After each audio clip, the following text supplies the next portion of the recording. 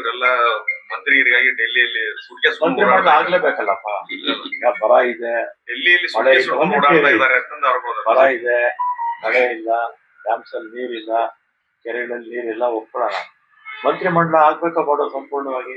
ಇರೋದೇ 14 ಜನ, ಇದು 20 ಜನ ಆಗ್ಬೇಕು ತಾನೆ, ಆಗ್ಲೇಬೇಕು. ಕೃಷಿ ಸಚಿವರು ಇಂಥ ಸಂದರ್ಭದಲ್ಲಿ ಬಹಳ ಅದಕ್ಕೆ ಬೇಗ ಮಾಡಬೇಕು. ಕೃಷಿ, ಇದು ವಿದ್ಯಾ ಇಲಾಖೆ ಮತ್ತೆ ಎಲ್ಲ ಇಲಾಖೆಗಳು ಇಂಪಾರ್ಟೆಂಟ್. ಇಂಥದ್ದು ಅನ್ಇಂಪಾರ್ಟೆಂಟ್ ಅಂತ ಯಾವ್ದು ಹೇಳಕ್ಕಾಗಲ್ಲ. ಎಲ್ಲ ಇಲಾಖೆಗಳಿಗೂ ಮಂತ್ರಿಗಳು ಇರಲೇಬೇಕು. ಜನಪ್ರತಿನಿಧಿಗಳು ರೈತರ ಕಷ್ಟವನ್ನ ಕೇಳದೆ ಫೀಲ್ಡಿಗೆ ಬಂದು ಡೆಲ್ಲಿಗೆ ಸುಟ್ಕೆ ಸುಟ್ಕೊಂಡು ಮಂತ್ರಿಗಿರಿ ಲಾಬಿ ಮಾಡ್ತಾ ಇದ್ದಾರೆ. ಮಂತ್ರಿ ಮಾಡಿಲ್ಲ ಅಂತ ಹೇಳೋದು ನೀವು. ಅಲ್ಲ, ಈಗ ಬಿಜೆಪಿ ಅವರು ತಿಂಗಳಾಗೋಯ್ತು ರಾಜಕಾರಣ ನಡೀತಾ ಇದೆ ಡೆಲ್ಲಿಯಲ್ಲಿ, ಟೀಕೆ ಮಾಡ್ತೀರಾ ಅಲ್ವಾ? ಯಾವುದೇ ಪಕ್ಷ ಶಾಸಕರು ಜನರ ಹತ್ರ ಹೋಗ್ತಾ ಇಲ್ಲ ಅನ್ನುವಂಥದ್ದು ಸಾಮಾನ್ಯ ಜನ. ಆಮೇಲೆ ಬಹಳ ಹಿಂದೆ ಆ ರೀತಿ ಇತ್ತು.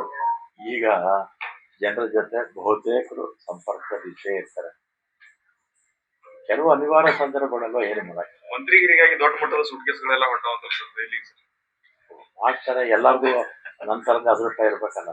ಯಾರನ್ನು ಕೇಳದೆ ಮಂತ್ರಿ ಅಲ್ವಾ? ಸರ್, ಈಗ ನೀರಾವರಿ ಇಲಾಖೆ ಜವಾಬ್ದಾರಿ ತಗೊಂಡಿದ್ರಿ, ಏನಾದ್ರು ಬದಲಾವಣೆಗಳ ನಿರೀಕ್ಷೆ? ಬದಲಾವಣೆ ಮಾಡ್ಬೇಕು.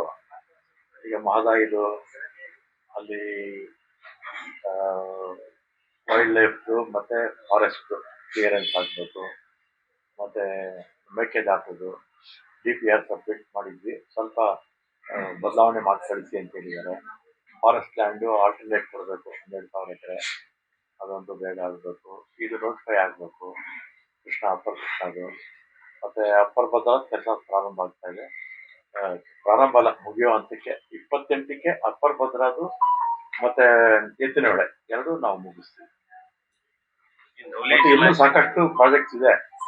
ಅದಕ್ಕೆ ನಮ್ಗೆ ಹಣಕಾಸು ಇಲಾಖೆ ಅಂದ್ರೆ ಮುಖ್ಯಮಂತ್ರಿಗಳ ಸಹಕಾರ ಬೇಕು. ಇದೆಲ್ಲ ಮುಗಿಬೇಕಾಗಿದೆ.